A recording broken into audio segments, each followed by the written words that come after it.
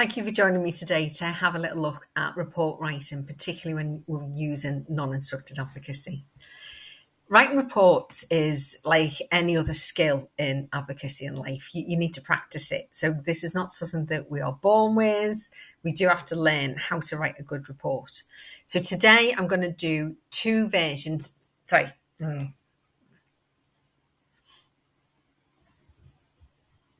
Thanks for joining me today. We're going to look at writing reports when you're using non-instructed advocacy as an approach. It's going to be split into two parts. First part, we're going to look at a general overview about tips and how to approach writing a report. And the second part, we're going to look at some examples of how to structure and how to present your information. I know, just sounds amazing. So let's get going. We're going to think, first of all, about what's the point of a report. So if I was to just get you to write down what you think, what's the purpose of writing a report when we use non-instructed advocacy? Because when we use instructed advocacy, we don't really write reports. We wouldn't dream, I think, of writing a report about somebody. In instructed advocacy, it's all about the person expressing what they want. And if anything, we help them to write a letter or a report. But when we use non-instructed advocacy and we are thinking about how do we capture, how do we present the information we found out, it always starts with the purpose, which is to capture the person and their views. The report is always person-centred and trying as much as we can to bring the person to life. This report is representing that individual and what they would say if they had the capacity to say that and express their views. Some of the areas of downfall I think that we can sometimes make as advocates is that we can spend time worrying and writing about things that just simply don't matter. And the things I've put on here are good examples of this. Eligibility. You don't need to write in the report if the person's eligible for home care.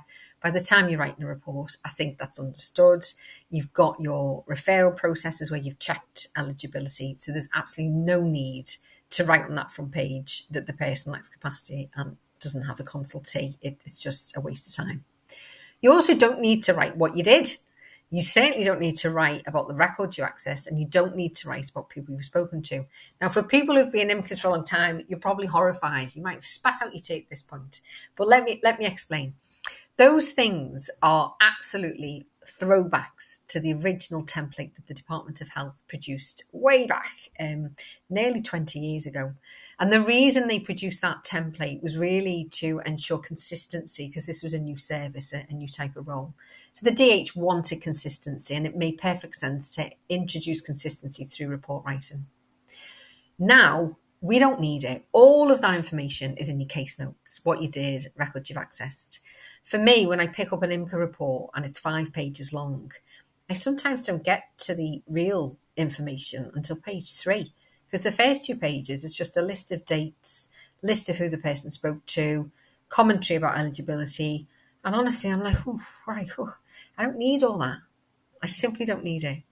And the downside of that is it can distract, and hear me now, it can distract from the point that you're trying to make. By putting in all this noise, what we're doing is we're making the report about me. We're making the report about you. We're making the report about the advocate and what the advocate did. We don't want that. We want the report to be about the person. And as I say, all of that information is in your case notes. Some of the kind of lower quality IMCA reports that I've seen have been a copy and paste job from case notes. For me, I think that's a complete not a waste of time. It lacks the analysis, it lacks the interpretation. You are not writing the story of what you've done. You are writing the story of the person and what you found out. And it's a really significant shift. So that's kind of where we're going with this guidance. So what do we write about? So you're essentially putting down on paper what you've found out about the person. And you're doing that so that you can help the decision maker make that best interest decision, which includes the views. So the gold standard, of course, would be to say what those views are. And if you can find out from your partner what they want, that's what you're putting down. And it doesn't matter if the person wants to stay at home, but they can't. You are putting that down. because that is their views. You're not making the decision. You're not trying to fix things. You are representing what's important to that individual. So you put that down. And where you can find that out, I think your report kind of writes itself, because you are simply representing the person and what they've told you that they want. If you can't find that out directly from the person because of capacity or communication, then what you want to do is you want to find out, well, what's important to them? How do they live their life? Which relationships are important to them? How, they early birds? Are they night owls? Are they extrovert, introvert? Are they active? Do they like quiet? What is it? What is it about this person that's important to them? How they want to live their life? And that's the bit that we're trying to find out as an advocate. We're trying to find out, what would they say? What decision would they make if they could make it? And that's inevitably going to involve you talking to people who know that person well, their carers, but also going to visit the person and observing them. The two main approaches in non-instructed advocacy, the person-centred approach and the watch and brief, will then kind of influence what the rest of the report looks like. If you're using the person-centred approach, I'd encourage you to think about, what is life like for the person? What are the most important things? And how do we make it better?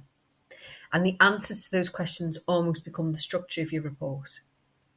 If you're using the watch and brief, which is a really great approach, certainly for IMCAs, because you've got a specific decision and you're looking at the decision and you're applying it to the different domains of the person's life. How will this decision impact on their independence? How will it impact on choice? How will it impact on relationships? That then becomes the structure of your report. So that's one of the reasons why I don't believe in templates for report writing. I'll be totally honest. I think when you have a template, it's human nature, isn't it, to kind of fill the header. Somebody gives me a header, I feel compelled to write something in. And what that creates, I think, is more noise. You want autonomy when you're writing your reports. You know what you found out. You know what you want to say. So say it. And with that, I would encourage you to keep the structure very, very simple. Honestly, I wouldn't have any template, any headers.